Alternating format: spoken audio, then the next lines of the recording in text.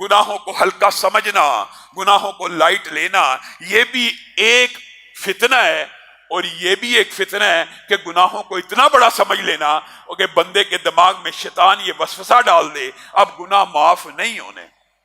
रसूलुल्लाह सल्लल्लाहु अलैहि वसल्लम के सहाबा गुनाहों को, और ये हदीस के अल्फाज भी हैं कि बंदा मोमिन अपने गुनाहों के ऊपर परेशान होता है, छोटे से छोटे गुनाह को बहुत बड़े बड़े पहाड़ जैसे गुनाहों के बराबर समझता है।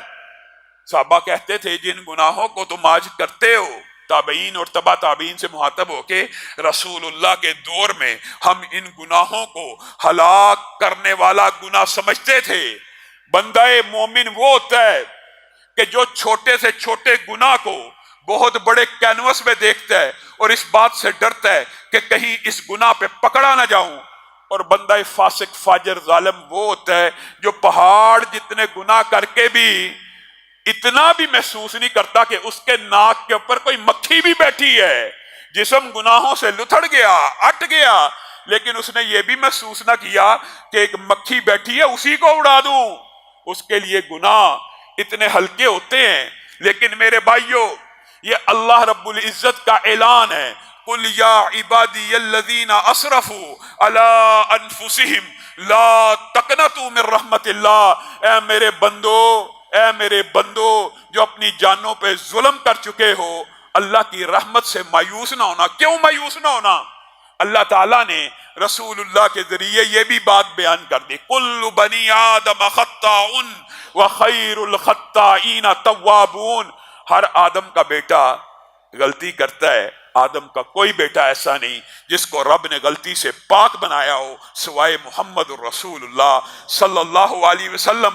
आदम का हर बेटा गलती करता है।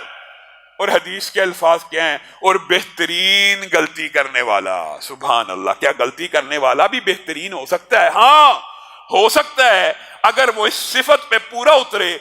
बेहतरीन गलती करने वाला वो है जो अल्लाह की बारगाह में आके हाथों को उठाए और रब को कहे मुझे मुआफ कर दे। रसूलुल्लाह सल्लल्लाहु अलैहि वसल्लम ने कहा अगर तुम गुनाह करो ही ना तो अल्लाह की कसम रब एक ऐसी कौम पैदा करेगा जो गुनाह भी करेगी और उसके बाद गुनाहों की मुआफी भी मांगेगी। मेरे भाइयों, अल्लाह रब्बुल इज्जत किसी भी गुनाहगार बंदे की तौबा करने की ख्वाहिश, तौबा करने की नीयत को भी कबूल करता है। और अगर बंदा तौबा कर ले, अल्लाह रब्बुल इज्जत उसके ऊपर इतना खुश होते हैं कि उसके बारे में भी दो अहादीस आपके सामने रख के अपनी बात को आगे बढ़ाऊंगा। पहली बात, ये भी बात याद रखिए, ये मुगालता मुआशरे में मौजूद है कि गुनाह किया, हमने तौबा की, फिर वही गुनाह हो गया। अब क्या किया जाए? तौबा की एक शर्त ये मौजूद है कि दोबारा गुनाह ना करने का इरादा पक्का, पुख्ता, अबदी हो। लेकिन अगर बिल आखिर उससे गुनाह सरजद हो गया कि क्या दोबारा तौबा कबूल नहीं होगी? ये आपको शैतान इब्लीस ने वसवसा डाला हुआ है। आपको अगर दोबारा भी गुनाह कर लिया, दोबारा भी हाथों को फैला लेंगे तो अल्लाह रब्बुल इज्जत आपके गुनाहों को मुआफ करेगा। हदीस के अल्फाज क्या हैं कि एक गुनाहगार बंदा जब तौबा के लिए हाथों को उठाता है, सुभान अल्लाह, अल्लाह रब्बुल इज्जत फरिश्तों से, रसूलों से, पैगंबरों से खिताब करते हैं। लेकिन बाद इस्तिस्नाई सूरतें अल्लाह ने भी बयान कर दी, जैसे सूरत फातिहा का रब जवाब देता है। इसी तरह जब भी कोई बंदा, कोई कैद नहीं कि छोटा गुनाहगार है या बड़ा गुनाहगार है, मोमिन है, मुत्तकी है, फासिक है, फाजर है, हर बंदा इस बाब में एक जैसा है। जब वो हाथ उठा के कहता है अल्लाह रब्बुल इज्जत मेरे गुनाह को माफ कर, अभी मुझसे ये गुनाह सरजद हो गया, अल्लाह मुझे माफ कर, शैतान के नरगे में आ गया, तो अल्लाह उस बंदे का जवाब देते हैं आसमान की बुलंदियों से, अज़नबा अब्दी ज़ंबा, अज़नबा अब्दी ज़ंबा फ़अलिमा अन्ना लहू रब्बा। मेरे बंदे ने गुनाह किया लेकिन उसको ये इल्म है कि उसका एक रब है, यग़फ़िरु ज़ंबा व यअख़ुज़ु बिज़्ज़ंबी, जो गुनाहों को मुआफ करता है اور گناہوں کے اوپر گرفت بھی کرتا ہے. میرے بندے نے گناہ تو کر لیا لیکن اس کو علم ہوا اس کا ایک رب ہے, یا وہ گناہوں کو معاف کر سکتا ہے یا وہ گناہوں کے اوپر گرفت کر سکتا ہے. اب چونکہ اس نے مجھ سے معافی مانگ لی ہے, میں نے اس کو معاف کر دیا. صحیح حدیث کے الفاظ ہیں کہ وہی بندہ پھر کبھی زندگی میں دوبارہ گناہ کرتا ہے. وہی بندہ, یہ جو بات شیطان نے آپ کو سمجھائی ہوئی ہے نا کہ بار بار گناہ کرنے کے بعد توبہ قبول نہیں ہوتی, یہ وسوسہ اور وہمہ بھی دماغ سے آج نکال دیجئے. اسی بندے نے, حدیث کے الفاظ ہیں, پھر گناہ کیا, پھر ہاتھوں کو اٹھایا. اللہ رب العزت نے پھر جواب دیا, اذنب عبدی ذنبا فعلم ان له ربا یغفر الذنب ویأخذ بالذنب. یہی اعلان دوبارہ ہوا, میرے بندے نے گناہ کیا, اس کو علم ہے اس کا ایک رب ہے جو معاف بھی کر سکتا ہے اور پکڑ بھی سکتا ہے, لیکن چونکہ اس نے معافی مانگ لی ہے میں رب نے اس کو معاف کر دیا. اب وہی بندہ تیسری مرتبہ پھر گناہ کرتا ہے. آپ کو کس عالم نے, کس مولوی نے یہ مغالطہ ڈال دیا؟ ٹھیک ہے, توبہ کی یہ شرط ہے کہ گناہ نہ کرنے کا ارادہ ہو, لیکن اگر گناہ ہو جائے تو کہاں جانا ہے؟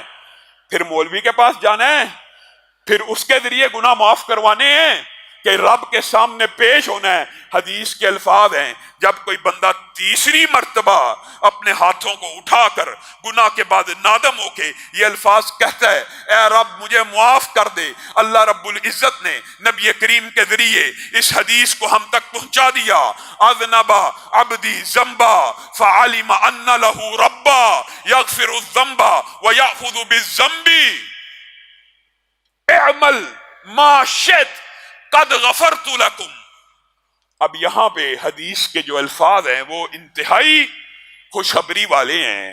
جب کوئی بندہ تیسری مرتبہ گناہ کر کے, ہم نے تو آج تک یہ سنا اور پڑھا تھا نیکیاں کرنے والوں کو اللہ تعالیٰ کہتا ہے میں تم سے راضی ہو گیا, جو جی چاہے کرو. عثمان کو بھی کہا, صحابہ کو بھی کہا. یہاں پہ گناہ گار بندے نے جب تیسری مرتبہ اپنے گناہ کے اوپر ندامت کا اظہار کیا, توبہ کی, اللہ نے آسمان کی بلندیوں سے اعلان کر دیا ہے بندے تو بار بار مجھ سے معافی مانگتا ہے, تیرا عقیدہ بھی درست ہے, تیرا منہج بھی درست ہے, تجھے علم بھی ہے, تیرا رب معاف کرنے والا ہے, تو اے میرے بندے آج میرا اعلان سن لے, آج کے بعد جو جی چاہے کرتا رہ, تیرے رب نے تجھے ہمیشہ کے لیے معاف کر دی ہے. اور صرف معاف ہی نہیں کیا, حدیث کے الفاظ کتنے عظیم ہیں کہ رب کو توبہ کرنے والے بندے کی توبہ سے اس قدر خوشی محسوس ہوتی ہے. چونکہ حدیث ہے, اللہ کی شان, اللہ کی کسی کے ساتھ مثال نہیں ہے, لیکن نبی نے خود جو مثال دے دی اس کو بیان کرنے میں کوئی حرج نہیں ہے اور بات سمجھانا مقصود ہے. جب کوئی بندہ توبہ کرتا ہے نا, گناہگار نیکوکار تو جب ہاتھ اٹھاتا ہے اس کی بلندی اور رفعت کے اندازے میں اور آپ کر نہیں سکتے, لیکن جب کوئی گناہگار فاسق فاجر گناہوں سے اٹا ہوا, گناہوں سے پورے کے پورے جسم کے اوپر گناہوں کو لاد کر اللہ رب العزت کی بارگاہ میں آ کے صرف یہ کہتا ہے نا, اے اللہ میرے گناہوں کو معاف فرما, تو رسول اللہ صلی اللہ علیہ وسلم نے کہا اس کا رب اتنا خوش ہوتا ہے جس کی مثال ایک ایسے مسافر کی سی ہے کہ وہ مسافر ایک صحرا میں گیا, اس کے ساتھ اونٹنی بھی ہے, اس کے اوپر سامان بھی لدا ہوا ہے کھانے کا پینے کا. ایک لمحہ ایسا آیا بھوک شدت پہ پہنچ گئی اور اونٹنی اچانک غائب ہو گئی, پیاس شدت پہ پہنچ گئی, سامان چلا گیا. اب یہ بندہ اس اونٹنی کو تلاش کر رہا ہے, اونٹنی نہیں مل رہی, یہاں تک کہ وہ لمحہ آ گیا کہ اب اس کی جان نکلنے ہی والی ہے, اب یہ مرنے ہی والا ہے. اچانک اونٹنی سامنے آ گئی, پانی بھی مل گیا, سامان بھی مل گیا, کھانا بھی مل گیا, خوشی کا کوئی ٹھکانہ نہ رہا, حواس باختہ ہو گیا, خوشی سے کہنے لگا اے اللہ میں تیرا رب ہوں, تو میرا بندہ ہے. خوشی کا یہ عالم بندے کے منہ سے کیسے الفاظ نکلے الٹ, لیکن رسول اللہ صلی اللہ علیہ وسلم نے اس خوشی کی مثال کس سے دی ہے؟ معاذ اللہ, اللہ کی توہین یا اللہ کی تمثیل مقصود وہاں پہ بھی نہیں ہے, لیکن آپ کو سمجھانا مقصود تھا. جس طرح یہ بندہ اتنا خوش ہوتا ہے اپنے مال کے ملنے پر, تمہارا رب اس بندے سے بھی زیادہ خوش ہوتا ہے کسی گناہگار کے توبہ کرنے کے اوپر. پھر بھی میں اور آپ توبہ نہیں کرتے. اور کیا اس توبہ کا نتیجہ یہ ہوتا ہے کہ جو یہ پہاڑ جتنے گناہ ہیں ان میں سے اللہ رب العزت چند ایک کو معاف کر دیتا ہے, باقی باقی رہنے دیتا ہے؟ صحیح حدیث کے الفاظ ہیں, ایک بندہ گناہ لے کے آتا ہے اللہ کے بارگاہ میں. کتنے گناہ؟ زمین سے لے کے آسمان تک. ایک روایت کے الفاظ ہیں زمین سے لے کے آسمان تک گناہوں کو لے کے آتا ہے. بتائیے وہ کون سا بدبخت ہوگا جس کے گناہ یہ ارب سال کے لائٹ ایئر کے فاصلوں سے بھی زیادہ ہوں کہ زمین و آسمان کے درمیان جتنا خلا ہے اس کے گناہوں سے پر ہو جائے. اور دوسری روایت کے الفاظ اس سے بھی زیادہ سنگین ہے اور وہ بھی صحیح ہے کہ گناہ زمین و آسمان کے مابین نہیں ہے بلکہ وہ رجسٹر جن کے اوپر ان کے گناہوں کی ڈیٹیل لکھی ہے کہ 1:25 اتنے سیکنڈ پہ یہ گناہ کیا, 27 سیکنڈ پہ یہ گناہ کیا, 32 سیکنڈ پہ یہ گناہ کیا. ہر چیز نوٹ ہو رہی ہے, ہر چیز لکھی جا رہی ہے. ایک دن آ جانا ہے, آپ کو کہا جائے گا اپنی یہ ریکارڈنگ سن لیجئے. یہ کہا حدیث دوسری روایت کے الفاظ ہیں اس کے گناہوں کے رجسٹر, گناہ نہیں صرف لکھنے والے رجسٹر زمین سے لے کے آسمان تک ہیں. اور دوسری اگر روایات کو ساتھ ملایا جائے تو الفاظ یوں بنتے ہیں اگر یہ بندہ بھی اللہ رب العزت کی بارگاہ میں آ کے ایک مرتبہ, صرف ایک مرتبہ سچے دل سے گناہ دوبارہ نہ کرنے کی نیت سے یہ الفاظ کہہ دینا اللہ میرے گناہوں کو معاف کر دے, تو اللہ کو کوئی پرواہ نہیں کہ اس کے گناہ زمین سے لے کے آسمان تک بھرے ہوئے ہیں, اللہ سارے کے ساروں کو معاف کر دے گا.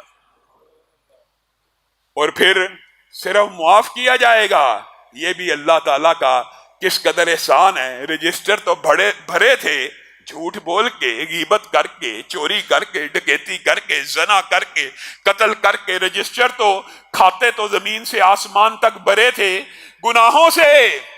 الا من تاب وآمن وعمل عملا صالحا فاولئک یبدل اللہ سیئاتہم حسنات. مگر جو بندہ توبہ لے کے آتا ہے, اللہ کے سامنے گریہ زاری لے کے آتا ہے, آنسوؤں کا تڑکا لگاتا ہے اور مغفرت کی دعا کرتا ہے, اللہ تعالیٰ فرشتوں کو حکم دیتا ہے جس رجسٹر پر جس وقت میں جو گناہ لکھا تھا اس کو نہ صرف مٹایا جائے بلکہ ان کے بدلے میں ایک ایک نیکی کو لکھ دیا جائے. عمر تو گزار دی گناہ اکٹھے کرنے میں, ایک توبہ سے رجسٹر سارے کا سارا نیکیوں سے بھر گیا. یہ رب کی رحمت ہی ہے, یہ رب کا فضل ہی ہے, یہ رب کی عنایت ہی ہے. اور آج کل وبا پھیلی ہوئی ہے. اللہ تعالیٰ نے قرآن پاک میں وعدہ کیا ہے ما کان اللہ معذبہم وہم یستغفرون. اللہ کا یہ وعدہ ہے قیامت تک کے لیے ایک تو گناہ معاف نہیں کرتا, گناہوں کو نیکیوں سے بدل دیتا ہے. اور پھر یہ بھی وعدہ کیا اس قوم کے اوپر, اس قصبے کے اوپر, اس شہر کے اوپر, اس ملک کے اوپر, اس خطے کے اوپر, اس معاشرے کے اوپر, اس مسجد کے اوپر, اس گروہ اور کنبے اور قبیلے کے اوپر کبھی اللہ کا عذاب نہیں آتا جو کنبہ, قبیلہ, گروہ, قصبہ اللہ رب العزت سے معافی مانگ رہا ہوتا ہے. آج وقت تھا کہ لوگوں کو وبا کے دنوں میں توبہ کی طرف بلایا جاتا, استغفار کی طرف بلایا جاتا, لیکن ہمارے دانشوروں نے عقل کی ایسی اٹکل لڑائی, عقل کے ایسے پیچھے پڑے, صرف احتیاط ہی کو رب بنا لیا. موقع تو یہ تھا کہ قرآن کی آیتوں کو سمجھا جاتا, اللہ کا عذاب کبھی اس بستی پہ نہیں آ سکتا, اس معاشرے پہ نہیں آ سکتا, کوئی بیماری, کوئی وبا اس کو نہیں پکڑ سکتی جو اللہ کی بارگاہ میں آ کے گڑ گڑانا شروع کر دے اور توبہ کرنا شروع کر دے. اے اللہ, ہم کم از کم اس مسجد کے بیٹھے ہوئے آپ کے سامنے یہ فریاد رکھتے ہیں, اللہ ہم سب کے گناہوں کو معاف فرما. نبی کریم نے یہ وعدہ کیا ہے آپ سے اور مجھے, اللہ آپ ہم سب کے گناہوں کو معاف فرمانا. ہم نے ہاتھوں کو بھی اٹھانا ہے, اپنے رب کو بھی منانا ہے. اور ہو سکتا ہے کسی بندے کے ذہن میں یہ خیال آئے کہ توبہ کرنے سے گناہ تو معاف ہو گئے, گناہ کے رجسٹر تو نیکیوں میں بدل گئے، یہ وبائیں تو توبہ کرنے سے دور ہو گئیں، لیکن شاید مجھے دنیا کا کوئی فائدہ نہ ملا۔ اللہ رب العزت نے اس وسوسے کو بھی دور کر دیا۔ فَقُلْتُ اسْتَغْفِرُوا رَبَّكُمْ إِنَّهُ كَانَ غَفَّارًا يُرْسِلِ السَّمَاءَ عَلَيْكُمْ مِدْرَارًا وَيُمْدِدْكُمْ بِأَمْوَالٍ وَبَنِينَ وَيَجْعَلْ لَكُمْ جَنَّاتٍ وَيَجْعَلْ لَكُمْ أَنْهَارًا مَا لَكُمْ لَا تَرْجُونَ لِلَّهِ وَقَارًا۔